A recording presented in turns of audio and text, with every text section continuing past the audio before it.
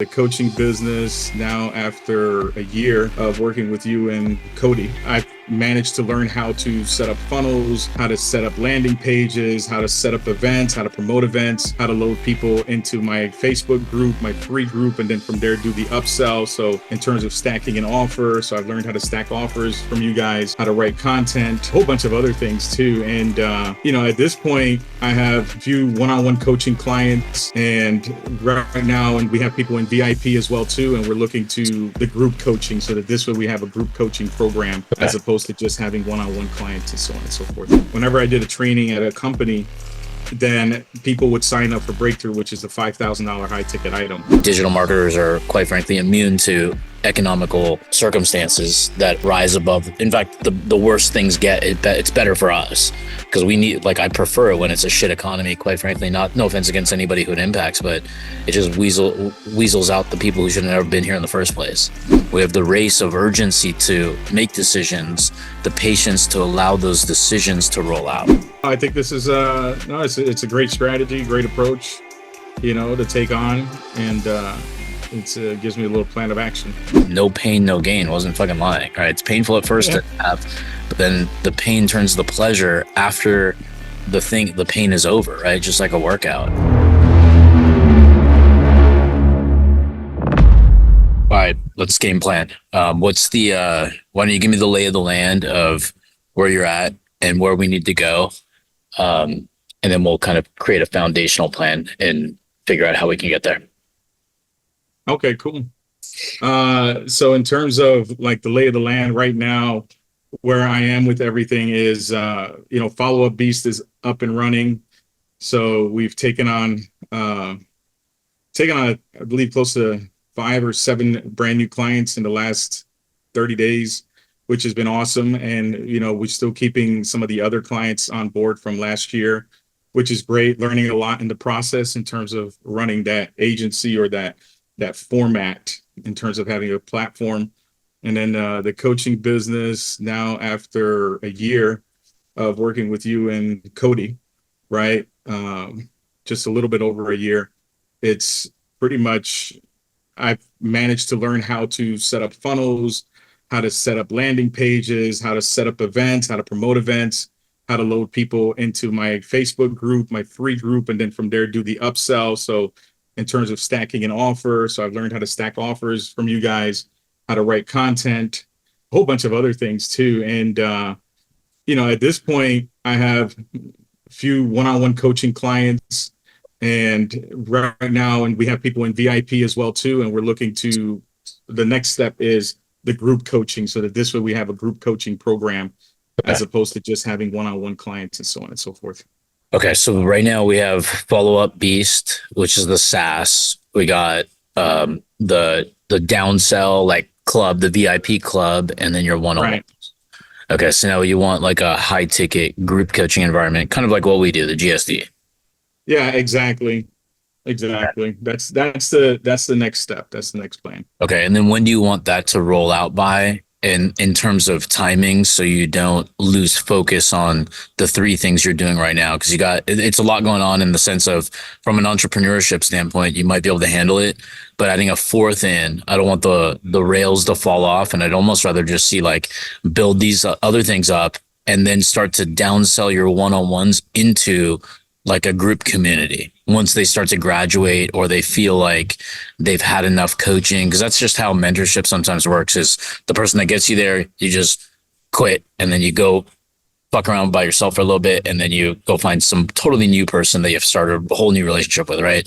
Because it's kind of like if Tom Brady won a championship and said, "Thanks, Bill, we're going to go get somebody else, Herm Edwards." Doesn't make any sense, right? So that's the kind of model that you could possibly do, is go from the private stuff so they get the comfort, the love, the attention that they need, and then say, "Hey, look, I'm bringing in a VIP group of just killers that have gone from one-on-one that still feel that they're not at their peak. They know they need help, and now we're bringing a community so we can bring ideas together." Because quite frankly, that's how a lot of people are. I liked one-on-one because I like the privacy, I like the attention, I like the time, and I'm buying it, right? But then what I get most value out of is when other people are at a high level operating at peak performance or have the mindset to crush and just get stuff done. um I'd rather have a group community because those people have problems I don't know exist in my life in the future, or problems I've already solved, and maybe there's an opportunity for me to work within the community, etc. So like there's a good networking opportunity, but then you also like get a lot more value because you have different perspectives of high level people, and that's the value you present to your clients. You know what I mean? Hmm. So that could Yeah. be an option. So it's kind of like a built-in descension model, Hmm. if you will. Yeah. Yeah. But do you have the time and bandwidth to be able to go after, like, because you'll have the whatever, the low ticket stuff, you'll have the group stuff, and then you'll have your one-on-one stuff plus your software. Yeah. I mean, I think right now, to be honest, I've been focusing on the one that people bite the most on. So if somebody Okay. takes a bite and they say, "Hey, listen, I'm interested in one-on-one coaching," then I say, "Okay, great. This is how much it is." But I would rather leave one-on-one coaching time for breakthrough coaching clients, which is whenever I did trainings like whenever I did a training at a company, then people would sign up for breakthrough, which is a $5,000 high ticket item. I'm Okay. not getting as many of those right now because I haven't been doing any trainings, and people have been, it's more like the season. I think once it gets closer to spring and summer, fingers crossed, I'll start to be able to do more live trainings. But the reality is, I would rather do group. I'm just not too sure in terms of, you guys have it 5 days a week. You know, You we're know, a real estate agent. you don't have to do that. You don't have to do that much. Yeah, I mean, we just we don't even need to do that much, quite frankly. So you don't need to either. We just you just pick the problems you want to solve and solve for those and the clients that have that pain you go after. With Hmm. the agency world, there's just it's not it's a lot more work in my opinion. It Yeah. can be a lot more fruitful because we're not stuck with inventory shortages, rates and feds and all kinds of economic stuff. I think digital marketers are quite frankly immune to economical circumstances that rise above. In fact, the worse things get, it's better for us because we need, like, I prefer it when it's a shit economy, quite frankly. Not, no offense against anybody who it impacts, but it just weasels out the people who should have never been here in the first place. Hmm. You know, Exactly. all the money grubbers just get fucked and cry and go to somewhere else, or they disappear. I don't know. They go to crypto. I don't know. Right. But anyways, going back to the ascension model or the acceleration of this agency, because you have to look at it as, like, I try to look at everything I do as business units, and because I have a team, I can accomplish a little bit more. I can be the idea and say, here's what I want done, go knock it out, or I'll help you help me knock it out. I'm going to knowledge Mhm. dump. I'm going to confuse everybody in the world with what's in my brain. That's why I just knowledge dump, say, all right, here's what I want done. Here's who I need to do what, and then get it done in a couple days. I'm assuming Mhm. it's a couple days worthy, and then I just want to go try to fail it as fast as possible, up to find how I'm going to optimize if I'm going to continue. So that's kind of how I do those ideas. The easiest way to determine if group coaching is going to work is go back to all the people who said no to the one-on-one and just saying, hey, I have, like last we spoke, these were the things that you were working on. Can you walk me through how it progressed? I'd love to catch up with you. Where are we at now? Is that still coming up for you? Well, what new Mhm. focus are you working on to improve? Got it. And then you transition into your call and saying, like, well, what, like, if this sounds interesting, I know at one point we were talking about working one on one together. However, I've made this a little bit more accessible for a lot more people. And I do semi private, small group. And I can walk you through that if you think it could be beneficial. And this is what it covers. So you just kind of say 1, 2, and 3, whatever the 3 biggest pain points are for real estate agents. Those 3 things based on your market. And it's like, would that be of interest or find any benefit for you? And if they say yes, I'd love to hear more. I'd be like, cool. Let me walk you through. Do you have a moment to hop on a quick Zoom? And then just record all the calls, at least for the very least content, but market feedback. Mhm. Yeah, because like the way we're selling is, if somebody's not buying our stuff, it's not about us, it's about them. So it's just a matter of just like saying, if this matches, if we're looking at this on the same level and absent of price for a moment, just so we can focus on is this even fruitful for you? Even go to price and how we can work that out. It's like, is this possibly even a solution for you at all? And then once they say it could be, I'm like, all right, which part specifically do you think would be helpful? Got it. Now, what parts are not helpful that either we missed or we covered that you don't even want? I just want to just narrow everything down. I just want to dig and dig and dig until I can make sure, because most people think that they deserve a buffet of information, but a brand new realtor, or let's say a mid-tier realtor, they don't need Jordan Cohen level training. Mm-hmm. Jordan Cohen's the top of the food chain, right? There are mountains above him, but he is as top as they get in my neighborhood. So they don't need what he knows. They need Mm-hmm. the steps in front of them that's preventing them from getting to that level, right? To get to Jordan's level, that takes years. So that's kind of where we have to train them, is that even, let's say, Rob, I taught you how to just sell your offer way more effectively in a group setting where, I don't know, let's say you can sell 10 of these out every quarter. What kind of revenue would that bring in for you? Got it. Now, the way you're doing it now, do you think you can get there? No, So, right now, yeah, right yeah. now, I don't think I can get there. Yeah. Right. Yeah. Right. So my point being is, like, as we're walking people through the sales process, same thing. It's just, that's what you do with your clients. You ask those questions based on like where you're doing it now. Do you think you'll be able to get there? The answer is no. Saying the way I'm teaching it, do you think, based on what you've seen of what we've done and the results we've gotten, do you think we can get you there? So now they can, Yeah. I think, yeah, yeah. there you go. Exactly. So now we just attach that to a value, because there's your gap. You not being able to have the skill, or your clients not being able to have the skill to get to that revenue of, that's the only thing that matters in life, is the money, period. The rest of Mhm. it, loving your family and all that shit, that's going to happen if you love them anyways. But you can't have a good life if you have no money, period. Like, I can't be sitting with a fucking golf course at a country club behind me if I had no money. I'd be wishing upon Mhm. a star, praying and hope, and none of that shit's a strategy. We just go Mhm. get the money and then we enroll in whatever luxuries we want because we want to spend it. We're not going to die with it, right? It's gone when we Right. die. So let's enjoy it while we're here. So that's why we have the race of urgency to make decisions, the patience to allow those decisions to roll out. Now, going back to time, let me just whiteboard this really quick because it'll help your thoughts and visualization and my thoughts too. Okay, when do you want to roll this out by? The group coaching, it'd be Yep. great to roll it out by March. But I mean, I know that's pretty quick. Okay, it's like March, like pick a date because I mean, then you got to get to work Let's fast. go March 15th. Okay, so this is going to be the side hustle. So whenever we're rolling out like new stuff, like I try to, as long as we're not losing focus and attention on the stuff that got us where we got, that's working, or if something's not working, we can dump the losers and readjust that gap of time into the winners. So that's, otherwise it becomes a side hustle where, like, if Cody has an idea, it's just like, just do it on your own time when it doesn't interfere with our most important stuff we already have. And that's just Hmm. the rule we have, is like, it's not that we're trying to be all work for us 24/7 and bleed our colors.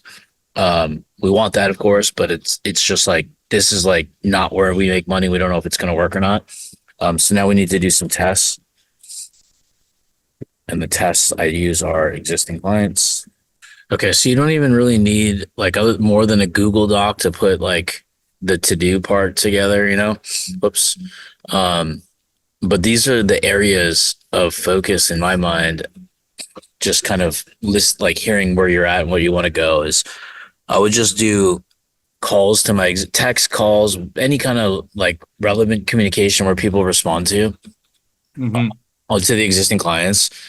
Like, I mean, existing clients that, like, let's just say, like, you have somebody that's an existing one-on-one client, then I might want to say, like, hey, like, what I'm going to be doing is I'm going to roll out a small grouping offer.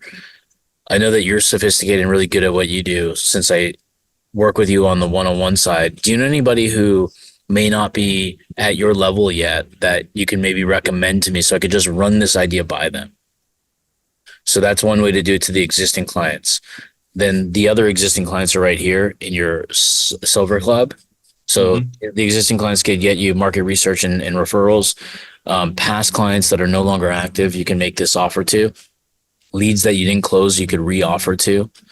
If you want to start to send out emails and content around like a live event or your actual direct offer, and if you want to include price, you can include price. If you don't want to include price, just have a book a call. You can always send out emails and texts and whatnot.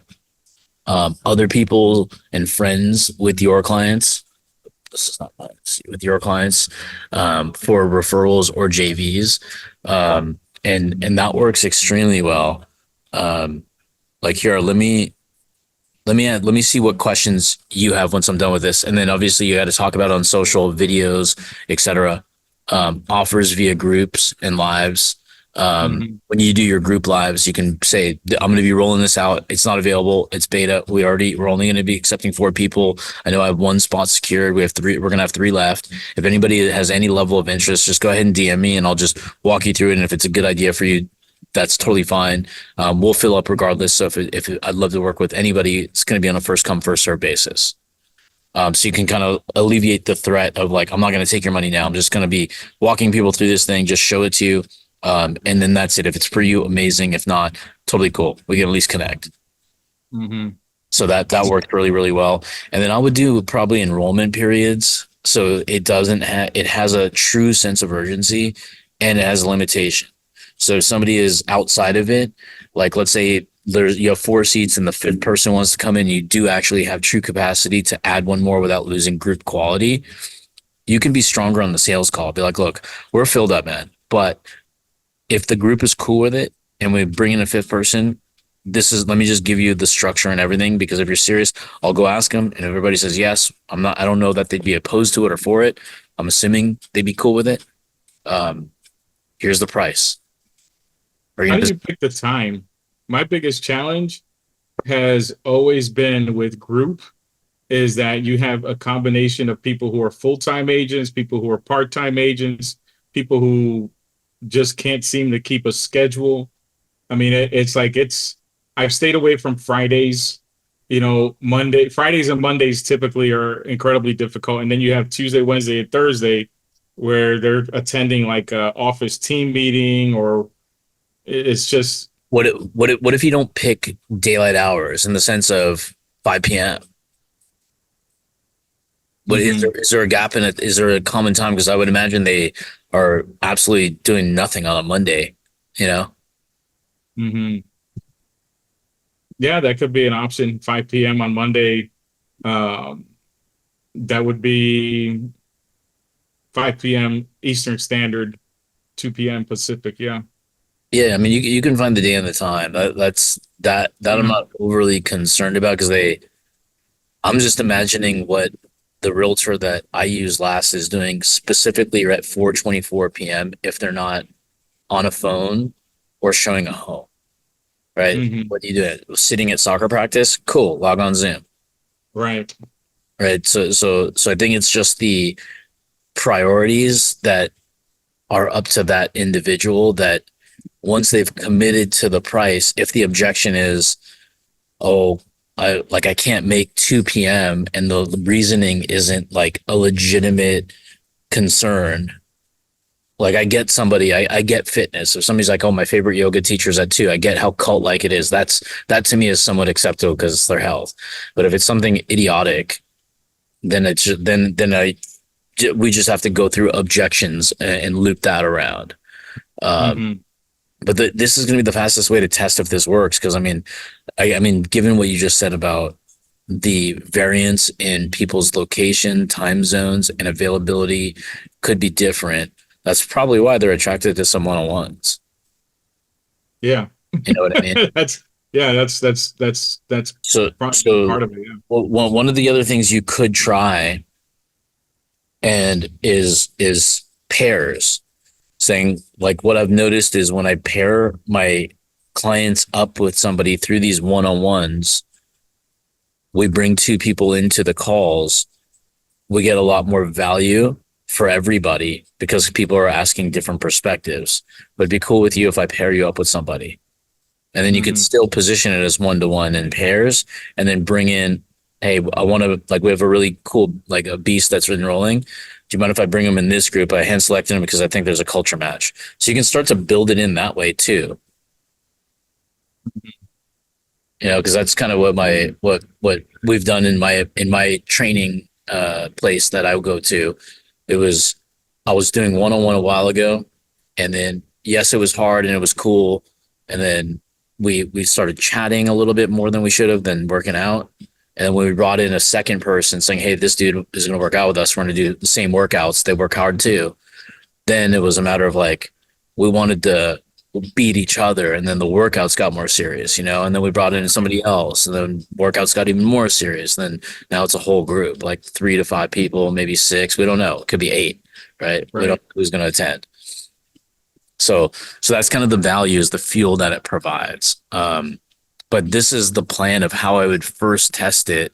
So you stay focused on what got you where you are in these revenue pools, is that this should fuel this. These two should fuel this. All of it can fuel what we just covered here. Okay. You know what I mean? Yeah. Yeah. The Silver Club is been, it's just consistent. There's people that have been in there for a year now. Mhm. Like 1 or 2 people that have been in there for a year, but it's like a rotating door. Yeah, I mean, we just got to get to him before it rotates out the door, so he constantly stays in the door. Because I mean, it's just a matter of a conversation, right? So I mean, if I was calling one of your low ticket clients myself, I'd be like, "Hey, I see that you're in our Silver Club with Rob.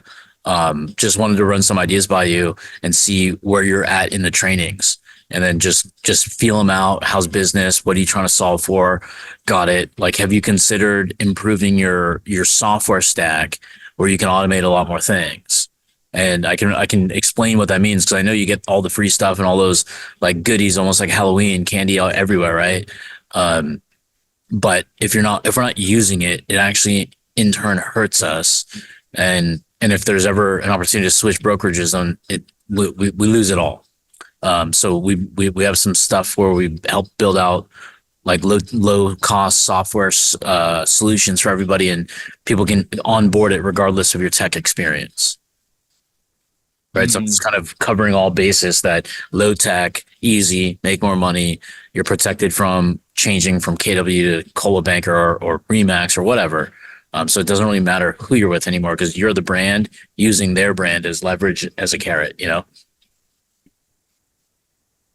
Yeah, that's So, and then taking these people and saying, and once you feel them out of where they are, then you can introduce them to the group coaching. You don't even have to introduce the one-on-one coaching, hmm because then they won't even know that even exists.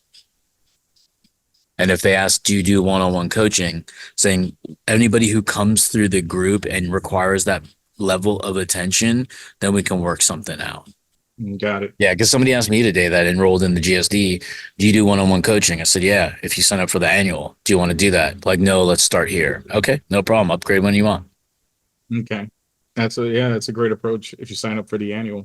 Yeah. hmm Okay, cool. I'll send you any other questions for the recording, because I'll upload this to your folder and send it to you still. No, I think this is no, it's a great strategy, great approach, to take on, and it's gives me a little plan of action. Yeah, I just want to keep it super, super simple so it's easily executable, because nothing on here requires you to build a single thing other than test it out with your customers. The only thing I'm asking you is the to-dos is like just bullet point what they get in this group thing, which is probably your one-on-one thing, just in a group setting. I would imagine very close, you know? Mhm. Yeah, yeah, because it's going to be personal, and then it's just figuring out. I mean, an hour's worth of time is good enough time. It's just once I get the feedback from them, if whether or not I should do. I'm thinking that one day could be for follow-up beast automation and how to use automation and how to use marketing, and then another day could be straight up coaching. Yeah, So that that's always a good way to do it. Is just have, yeah. I mean, if that's something that they need, yeah, absolutely. How to because you can always do the coaching, and then how to leverage your tools available to you so you can be in multiple places at multiple times, and that's called software. yeah, And just make it not sounding, because I don't know what their level of sophistication is, because some people are just disgusted with using an app, or they just hear Yeah, this and it's like, exactly. ooh, but then they already know how to use these tools. Their Right. knee-jerk reaction is like, I don't want another tool. It's like, well, what if this tool could make you $1 million in 3 4 years or 2 years? We don't know. What if it could do that for you? Then does that tool sound pretty nasty? Right. I mean, you just got to give some story loops around it, because that's the outcome, right? Yeah. Right. So it's like the whoever made up no pain, no gain wasn't fucking lying. Right. It's painful at first Yeah. to have, but then the pain turns to the pleasure after the pain is over, right? Just like a workout.